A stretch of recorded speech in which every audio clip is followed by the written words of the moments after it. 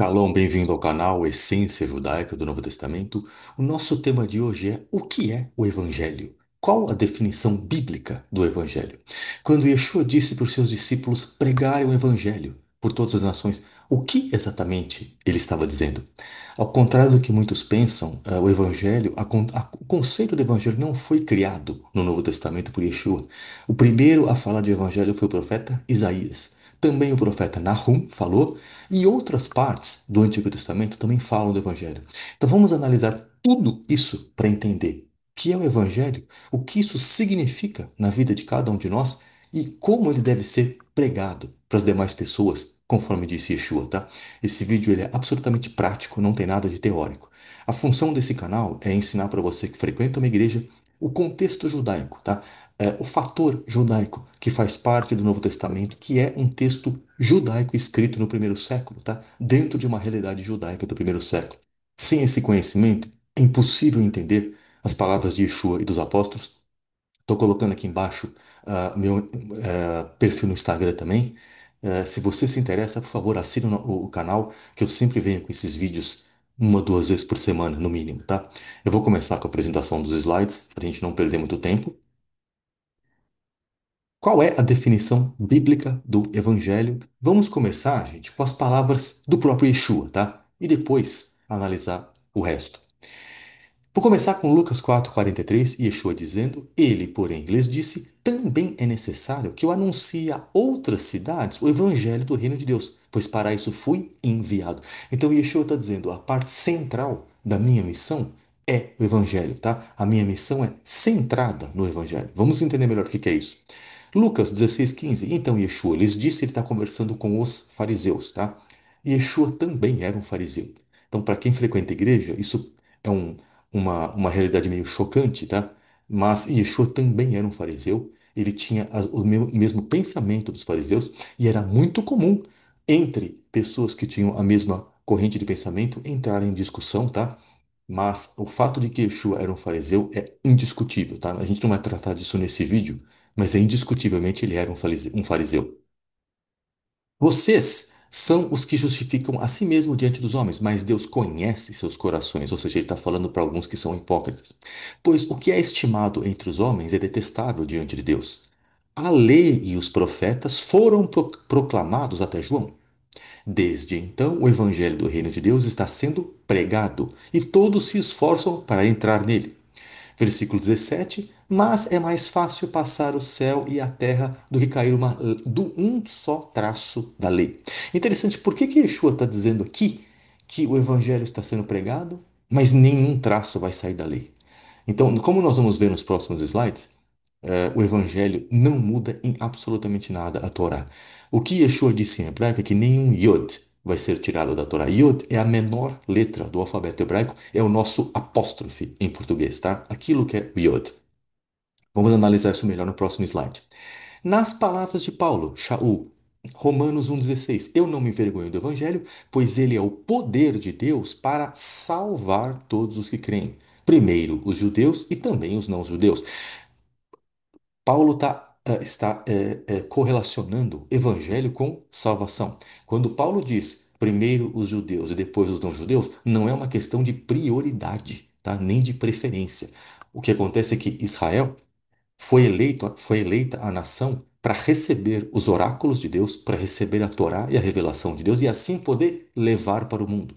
Por isso que o apóstolo Paulo diz que o evangelho é pregado primeiro para o judeu e depois para as nações, para que o judeu receba e leve para as nações, tá? Assim como Deus disse para Avraham Avinu, Abraão, nosso pai, que ele seria o pai de muitas nações. Israel tem a missão de levar a luz de Deus para o mundo, tá? Então não é uma questão de prioridade, é uma questão de missão. Próximo slide aqui. Vamos entender melhor o que Yeshua disse com até João Batista, depois de João Batista, tá? Primeiro período, a lei e os profetas antes de João Batista. O que isso significa? A Torá e os profetas falam da vinda do Messias, porém não como algo iminente, não como algo que está chegando, ok? João 5,46, Yeshua dizendo: Se vocês acreditassem em Moisés, acreditariam em mim, pois ele escreveu sobre mim. Lucas 24 a 27, Yeshua também falando, e começando por Moisés e todos os profetas, explicou-lhes para os seus discípulos que a respeito dele estava escrito em todas as escrituras, ok? Agora, João 1,45, Filipe falando. Filipe encontrou Natanael e lhes disse: Encontramos aquele sobre quem Moisés escreveu na Torá, aquele de quem os profetas falaram, Yeshua de Nazaré, filho de Yosef. Tá? A Torá e os profetas falam da vinda do Messias, porém não dizendo ele está aqui, o reino de Deus é iminente. Quem fez isso? João Batista, a partir deste segundo período descrito por Yeshua. Tá? Então, no segundo período, João Batista proclamou o reino como iminente. Exemplo aqui, Mateus 3,2: Arrependei-vos porque o reino de Deus está próximo. Tá? Esta é a diferenciação dos períodos que Yeshua está falando. Então, para deixar muito claro que o evangelho não muda em nada a Torá, ele diz, tá, que nenhum Yod será retirado na Torá aqui também. Outro lugar onde ele falou isso foi no Sermão da Montanha, lá em Mateus capítulo 5, ok? Vamos agora lá para os profetas e os demais escritos da Bíblia, entender onde essa palavra aparece pela primeira vez, em que contexto, tá? Então, nos profetas e nos escritos, tá? Na Bíblia hebraica, Ketuvim, escritos, Neviim, profetas, as boas novas são a palavra basar, a mesma palavra usada para carne, tá? Primeiro profeta que falou foi Isaías Yeshayahu. 49. Suba numa montanha ó elevada, ó proclamador. Então, o verbo passar, a palavra passar aqui está usada como um verbo, tá? Mivsheret, que é aquele que proclama, tá? Proclamador. O proclamador de alegria para Sião. Levante sua voz com poder, ó proclamador de alegria para Jerusalém. 41, 27. As coisas uma vez preditas para Sion, tá? Sion é Jerusalém, Sião. Eis que aqui estão elas, e novamente envio um proclamador a Jerusalém. 52, 7. Quão belos na montanha são os passos do proclamador, anunciando paz, proclamando o bem, anunciando salvação, dizendo a Sião, seu Deus reina. Para finalizar, Isaías 61, 1. O Espírito do Senhor Deus está sobre mim. O Senhor me escolheu para proclamar as boas notícias aos humildes. Ele me enviou para curar os aflitos de coração, proclamar a libertação dos cativos e anunciar a liberdade aos prisioneiros. Isso aqui também está em Lucas 4,18, nas palavras de Yeshua. Isso foi o que Yeshayahu falou sobre o Evangelho. Tá? Vamos agora para o profeta Nahum. Nahum é conforto, tá? Yeshayahu é salvação de Deus, Nahum é conforto. Na Bíblia cristã, 1,15, na Bíblia hebraica é o 2,1. Vamos ver o que diz Nahum. Eis sobre os montes os pés dos que proclama boas novas, do que anuncia a paz. Celebra as tuas festas, ó Judá. Cumpre os teus votos, porque o ímpio não tornará mais a passar por ti. Ele é inteiramente exterminado. Então, Nahum está trazendo o conceito de boas novas, atrelando duas coisas: as celebrações das festas, tá? Que são parte da Torá, e o fato de que o estrangeiro não vai mais oprimir Israel, tá? Salmo 96, 2. Cantem ao Senhor, bendigam o seu nome, proclamem a sua salvação dias após dias, ok? E 1 Crônicas 16, 23. Cantem ao Senhor, todos os habitantes da terra, proclamem sua salvação dia após dia. Analisando os profetas Isaías, Nahum e os escritos, vemos claramente que o evangelho é a proclamação da salvação de Deus. Então, o que esses profetas estão fazendo é proclamando a salvação, as boas novas referem-se à salvação que vem de Deus. Por isso está absolutamente correlacionado à missão de Yeshua, tá? Vamos entender melhor a função dos profetas na Tanakh, tá? A função dos profetas da Tanakh, o primeiro é Amós, 150 antes de Cristo. Eu uso a expressão BC, Before Common Era, universal em inglês, tá? Antes da Era Comum. E profeta Malaquias, Malachi, em 400 antes de Yeshua. São quatro as funções dos profetas, tá? Trazer as pessoas ao arrependimento e retorno à Torá, anunciar um julgamento caso não haja arrependimento, tá? Que se houvesse arrependimento, a punição seria retirada por Deus, muito importante entender isso. Trazer conforto, principalmente naqueles momentos em que Israel foi exilado, Judá foi exilado, Deus trouxe conforto. Anunciar as profecias messiânicas e outras sobre o futuro, ok? Então essas eram as quatro funções dos profetas da Tanakh. A mensagem de João Batista sobre o arrependimento e julgamento futuro é exatamente igual aos demais que vieram antes dele. Exatamente igual, nada de diferente. A diferença é que ele também anunciou o reino de Deus que estava muito próximo. Então, essa foi a diferença entre João Batista e os profetas antigos. O João Batista anunciou que o reino de Deus estava iminente, próximo, já estava chegando, enquanto os profetas antigos anunciaram um reino futuro, tá? Vamos agora nas palavras de João Batista. Mateus 3:2. Arrependei-vos, pois é chegado o reino de Deus. Eu estou colocando arrepender em ênfase aqui, porque nós vamos ver como isso é central no judaísmo, tá? Marcos 1:5. O tempo está cumprido, disse ele, e o reino de Deus está próximo. Arrependam-se e creiam no evangelho. Também, perdão, Lucas 3:8. Produzam, pois, frutos que mostrem arrependimento. Olha como João Batista fala de arrependimento. Vamos entender por quê. Agora, ele vai falar um pouco sobre julgamento, tá? Assim como um profeta, ele fala, ele traz a possibilidade do arrependimento, dizendo que se não houver arrependimento, haverá julgamento e punição. Palavras de João Batista. Mateus 3:10, Lucas 3:9. O machado já está na raiz das árvores, e toda árvore que não produz bom fruto será cortada e lançada ao fogo. Palavras de Yeshua agora, Mateus 7:19.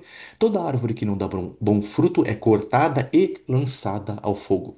João 15:16. Se vocês não permanecem em mim, não, desculpa, se vocês não permanecem em mim, vocês são como um ramo que é jogado fora e seca. Esses ramos são recolhidos, lançados no fogo e queimados. Tá? E Yeshua falou muito de julgamento e punição também. Arrepender-se em hebraico, tá? Teshuvah, vem do verbo shuv, que é retornar. Arrependimento é um conceito central no judaísmo e aparece no Novo Testamento 34 vezes. Eu uso a palavra Novo Testamento para fins didáticos, tá? Não existe uma parte da Bíblia que veio sobrepor uma parte anterior, tá? Eu só uso isso para fins didáticos, para entender em qual parte da Bíblia, a qual parte da Bíblia eu estou me referindo. A definição bíblica do arrependimento significa abandonar os caminhos maus, arrepender-se e encontrar o caminho correto que leva a Deus. Isto é arrependimento no sentido bíblico. Não é um exercício mental, é um exercício do coração e que tem que gerar transformação. Se o arrependimento não gerar transformação na vida da pessoa, ele é absolutamente nulo, tá? Por isso que do hebraico ele vem da palavra shuv, que é retornar, que é sair do caminho errado, retornar para o caminho correto. Eu vou trazer aqui como que é o arrependimento em algumas partes da literatura rabínica, para a gente ver como ele é central no judaísmo. O Pirkei de Rav Eliezer é um midrash, um comentário, tá? Do século 8 depois de CE, Common Era, depois de Yeshua.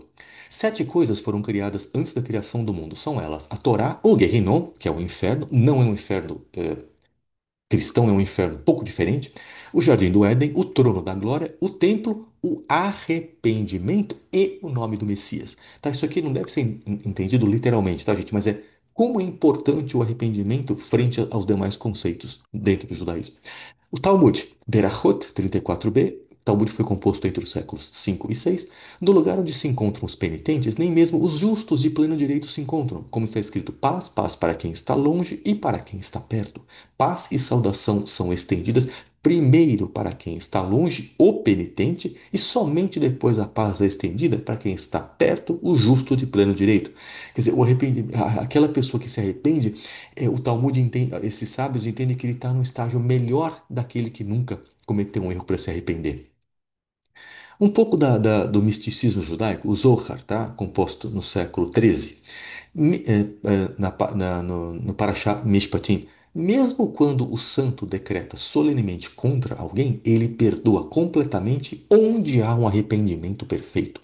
Para finalizar, gente, o Sidur, ele é um livro de orações, tá? Então, na oração diária, chamada Amidah, que é uma oração onde as pessoas fazem de pé, está escrito, as pessoas oram isso todos os dias. Faze-nos retornar, nosso Pai, à tua Torá, e aproxima-nos, nosso Rei, do teu serviço. Traze-nos de volta em arrependimento sincero diante de ti. Bendito sejas tu, Adonai, que desejas penitência. Então, isso mostra como os sábios do judaísmo definem arrependimento, o poder, a participação central que arrependimento tem no judaísmo, como a gente vê nas palavras de João Batista e nas palavras de Yeshua. Agora vamos analisar um pouco mais o que Yeshua falou sobre o evangelho. Marcos 16:15, então ele disse: Vão pelo mundo inteiro e anunciem o evangelho a todas as pessoas. Quem crer e for batizado será salvo, mas quem não crer será condenado. Lucas 24:47, e que o arrependimento para o perdão dos pecados será proclamado. Mesma palavra usada na proclamação do evangelho em Mateus e em Marcos. Em seu nome para todas as nações, começando em Jerusalém. Começando em Jerusalém novamente, porque Israel tem que ser a luz para o mundo. Mateus 28, 19 e 20, isso aqui, gente, centralíssimo e muito ignorado, infelizmente ignorado em muitas denominações cristãs. Portanto, vão, façam discípulos de todas as nações, batizando-os em nome do Pai, do Filho e do Espírito Santo, e todo mundo para por aqui. O que que ele fala depois? Ensinando-os a guardar todas as coisas que eu vos tenho mandado. E eis que eu estou convosco todos os dias, até a consumação dos séculos. Amém. Primeiro lugar, o- ele diz que o evangelho tem que ser pregado e tudo aquilo que Yeshua ensinou tem que ser cumprido. E o que que ele ensinou? O que que ele ensinou sobre a Torá? Que ela é eterna, que ela nunca vai mudar e nunca vai acabar. Os discípulos tinham que levar este conhecimento para todas as nações do mundo. O que que significa ensinando a guardar todas as coisas que eu vos tenho mandado? Ensinem aos gentios a Torá. Falem para os gentios cumprirem a minha Torá. Não como forma de salvação, mas como forma de santificação.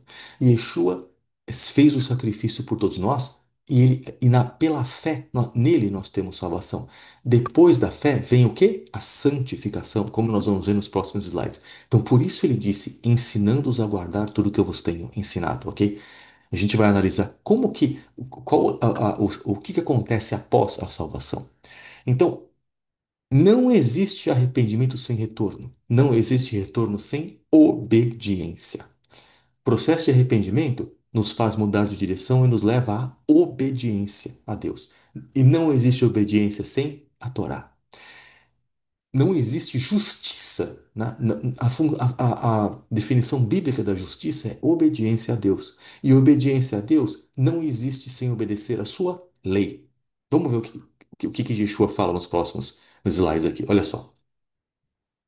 Apóstolo Paulo está dizendo, tá? Em Filipenses 2:12, trabalhando a salvação agora. O que é trabalhar a salvação? Eu estou trazendo aqui os manuscritos em grego e em aramaico para não ter mal entendido nisso, tá? Portanto, meus amados, assim como vocês sempre obedeceram, que eu acabei de falar, justiça, justiça é obedecer. Não somente na minha presença, mas muito mais agora na minha ausência, trabalhem pela vossa salvação, com temor e tremor. O que significa trabalhar pela vossa salvação? Um manuscrito em aramaico. Portanto, meus amados, assim como sempre obedeceram, não somente quando eu estava perto de vós, mas agora que estou longe de vós, façam abundantemente a obra da vossa salvação, com tremor e temor. Gente, a palavra em grego aqui pode ser traduzida como trabalhar, alcançar, produzir, tá? Paulo, Shaul, não está dizendo que a fé se conquista por obras. Não, ninguém conquista a fé por obras, pois todo mundo tem pecado. Então, quando apóstolo Paulo fala que a Torá traz à tona o pecado das pessoas e a consequência do pecado é a morte. Então, ninguém conquista a salvação através de obras, ninguém é capaz de fazer isso. Mas que as obras fazem parte da vida de quem é salvo. Salvação não é uma mera declaração, mas o que a pessoa faz da sua vida após essa declaração. Então, a salvação, quando o apóstolo Paulo fala em trabalhar a salvação, ele não está dizendo conquistar, mas é o quê? É como se Deus estivesse dando uma casa, mas ela não está pronta. Ele te dá os materiais, tá? Então, a partir do momento que a pessoa está salva, ela recebe uma casa, só que ela não recebe a casa pronta. O que que ela tem que fazer? Pegar aqueles tesouros, pegar aquele cimento, pegar todos aqueles materiais e dados por Deus de graça e construir uma casa. Então, a salvação ela é trabalhada no sentido de obedecer os mandamentos, praticar a justiça, que é a marca de quem é salvo. Vamos olhar os próximos slides, vai ficar mais claro. Olha o que Yaakov diz, tá? Apóstolo Tiago, Yaakov no judaísmo. Assim também a fé, se não tiver as obras, é morta em si mesmo. O que que significa? Aquele que tem salvo tem que ser transformado. tem que através de atitudes e transformar, é a transformação de toda a sua vida, mostrar que tem fé. Caso contrário, aquela fé é apenas um exercício mental que não significa nada. Mateus 7:21. Nem todo aquele que me diz Senhor, Senhor entrará no reino dos céus, mas apenas aquele que faz a vontade de meu Pai, que está nos céus. Obedecimento, obediência. Romanos 2:3. Pois não são os que ouvem a lei que são justos diante de Deus, mas aqueles que praticam a lei que serão declarados justos. Justamente o apóstolo Paulo, aquele que é visto, infelizmente, na maioria das denominações cristãs, como aquele que pôs um fim na Torá, olha o que ele está falando. Quem obedece à lei é tido como justo. A lei, ela nunca foi dada para se obter salvação. Deus nunca disse, cumpram esta Torá e vocês vão ter vida eterna. O que, que ele disse? Se vocês obedecerem, haverá bênção. Se vocês desobedecerem, haverá maldições. Porque a lei significa a mente e o coração de Deus. A lei foi dada para um povo que já era salvo, para um povo que já havia sido liberto do Egito pela salvação.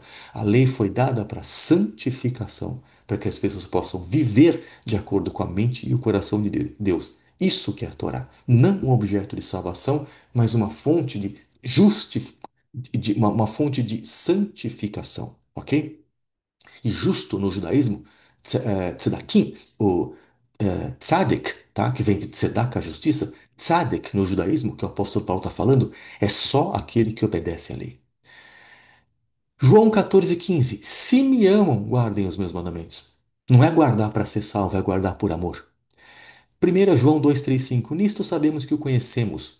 Conhecemos Yeshua, se guardarmos os seus mandamentos. Se alguém disser eu o conheço, mas não guardar os seus mandamentos, é mentiroso e nele não está a verdade. Mas se alguém guardar a sua palavra, o amor de Deus está nele e está nele verdadeiramente aperfeiçoado. Nisto conhecemos que estamos nele.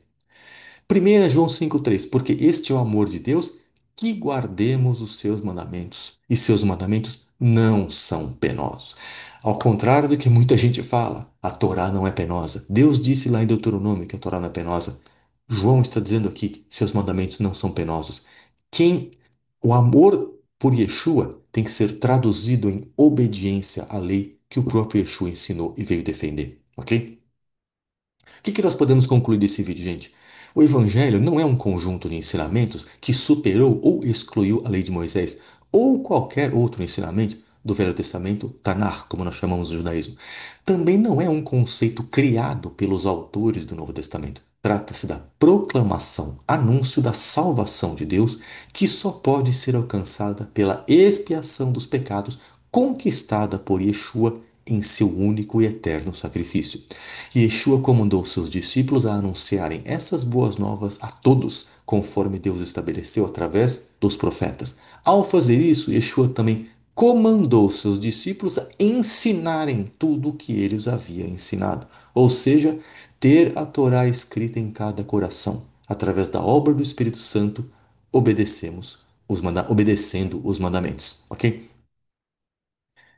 Eu espero ter contribuído para você entender melhor qual é o conceito bíblico do Evangelho, conceito esse que não foi criado no Novo Testamento, mas vem desde o profeta Isaías, tá?